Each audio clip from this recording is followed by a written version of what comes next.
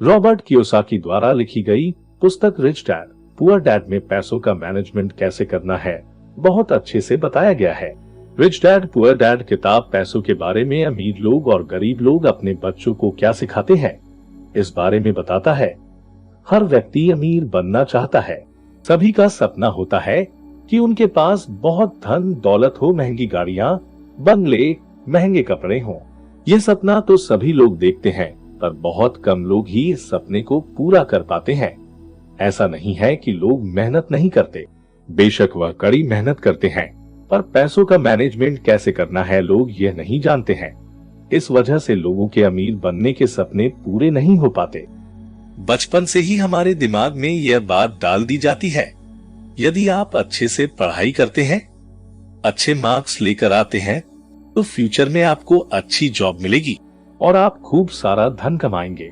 परंतु हमारे देश भारत में बहुत से ऐसे लोग हैं जो बहुत ज्यादा पढ़े लिखे हैं और अच्छी नौकरी में होते हुए भी वित्तीय तौर पर मजबूत नहीं है।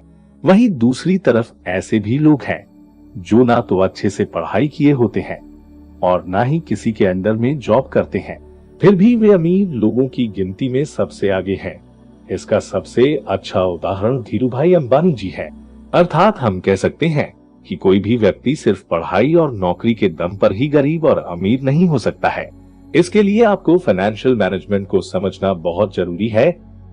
चलिए आप सभी को इस फाइनेंस मैनेजमेंट को रॉबर्ट कियोसाकी द्वारा लिखित पुस्तक रिच डैड पुअर डैड की समरी से समझाते हैं। Rich dad poor dad.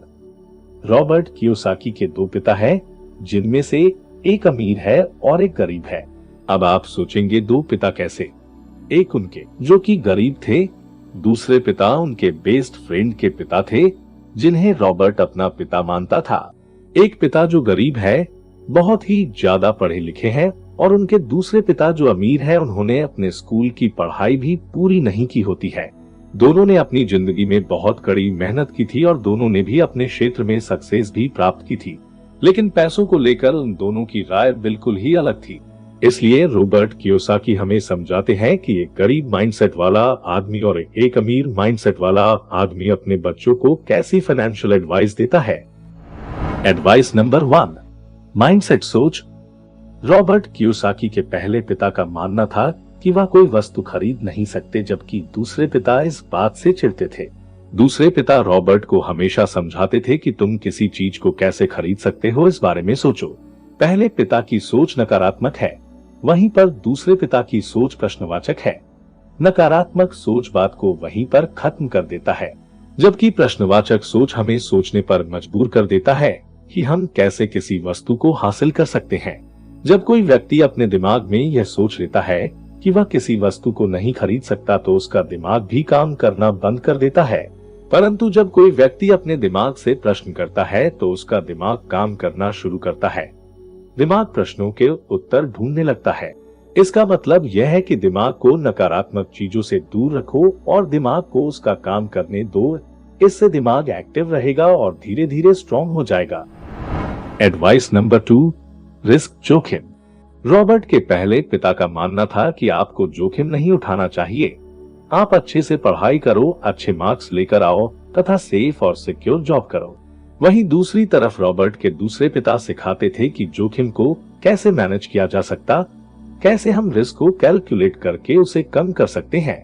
पढ़ाई करो और अपने पैसे को काम पर लगाओ। Advice number 3, knowing the difference between assets and liabilities. संपत्ति और दायित्व में अंतर का पता होना। हमें अपनी संपत्ति और अपने दायित्व का पूरा ज्ञान होना चाहिए। संपत्ति से धन में वृद्धि होती है, दायित्व से धन या पैसों में कमी आती है।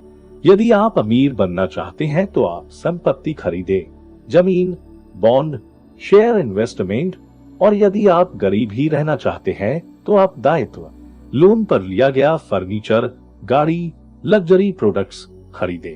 अब आप दायित्व को देखकर कंफ्यूज मत होना। आप फर्नीचर या गाड़ी खरीदते हैं तो उससे आपको किसी भी तरह का इनकम नहीं होगी। एडवाइस नंबर 4, पे योरसेल्फ फर्स्ट। सबसे पहले खुद को पेमेंट करना। रॉबर्ट के दूसरे पिता रोबोट को ये बात समझाई कि सबसे पहले आप अपनी कमाई का एक हिस्सा अपने लिए रखें। इससे आप अपने एजुकेशन, स्किल्स और उन पैसों से अपने लिए ऐसी संपत्ति खरीदे जो आपको आय प्रदान करे। Advice number 5, learn from mistakes, गलतियों से सीख लेना। रॉबर्ट के दोनों पिता ने ही उन्हें यह बात सिखाई थी कि यदि आप एक बार गलती करते हैं तो उस गलती की पुनरावृत्ति दोबारा नहीं करें, बल्कि उससे सीख ले और अपनी लाइफ में आगे बढ़े। Advice number 6, work to acquire life skills not for money, पैसे के लिए काम न करें। रॉबर्ट के अमीर पिता का मानना था कि हमें पैसों के लिए काम नहीं करना चाहिए, मतलब पैसों के पीछे नहीं भागना चाहिए, बल्कि पैसों को हमारे लिए काम करवाना चाहिए। वहीं पर रॉबर्ट की दूसरी पिता रॉबर्ट को पैसे कमाने के लिए दबाव डालते थे। एडवाइस नंबर 7, फाइंड अपॉर्चुनिटी, मौके की पहचान करना। सभी को सही मौके की पहचान करना आना चाहिए। यदि आप सही मौके को नहीं पहचान पा रहे हैं तो आप कभी भी अमीर नहीं बन सकते हैं। उदाहरण के लिए, एक आदमी एक सड़क से गुजर रहा था। वहां पर कुछ घर के सामने बोर्ड लगा हुआ था जिस पर लिखा था हाउस फॉर सेल। उस समय मंदी का दौर चल रहा था, पर वह आदमी बिना घबराए हुए इस मौके को अपने हाथ से नहीं जाने देता है और एक अच्छा खासा घर बहुत ही कम कीमत में खरीद लेता है। कुछ दिनों के बाद मंदी का दौर खत्म होने के बाद अब वह उस घर को दुगनी कीमत पर बेचता है। एडवाइस नंबर 8, इन्वेस्ट मनी, पैसे को सहेजने की समझ का होना। वैसे तो सभी लोग पैसे को सहेज कर रखते हैं, पर यहाँ पर सहेजने का अर्थ अपने अलमारी या गुल्लक में अपने पैसों को रखने से नहीं है। यहाँ पर सहेजने का अर्थ है अपने पैसे को ऐसी जगह इन्वेस्ट करना जिससे कि आय होती रहे। साथ ही साथ ये भी ध्यान रखना कि पैसे को ऐसी जगह खर्च ना किया जाए जिससे किसी भी तरह का इनकम ना हो। इस बात से फर्क नहीं पड़ता है कि आप कितना पैसा कमा रहे हैं, बल्कि इस बात से फर्क पड़ता है कि आप उन पैसों को कहाँ और कैसे खर्च करते हैं। तो दोस्तों, मैं आपको ये सलाह दूंगा कि आप यह किताब जरूर पढ़ें। एक बार चाहे तो आप इसे अमेज़न से हार्ड कॉपी ऑनलाइन मंगवा सकते हैं या अमेज़न के किंडल प्लेटफॉर्म पर भी आप इसको पढ़ सकते हैं। उम्मीद है कि आपको ये वीडियो पसंद आया होगा। इस वीडियो में बताए गए फाइनेंशियल एडवाइस को आप पढ़ें और साथ ही साथ इस पर अमल करें। हम उम्मीद करते हैं कि ये जानकारी आपके काम आएगी। ऐसी ही वीडियोस के लिए देखते रहिए ज्ञानी फैक्ट्री हिंदी और लाइक, कमेंट, सब्सक्राइब करना ना भूलें।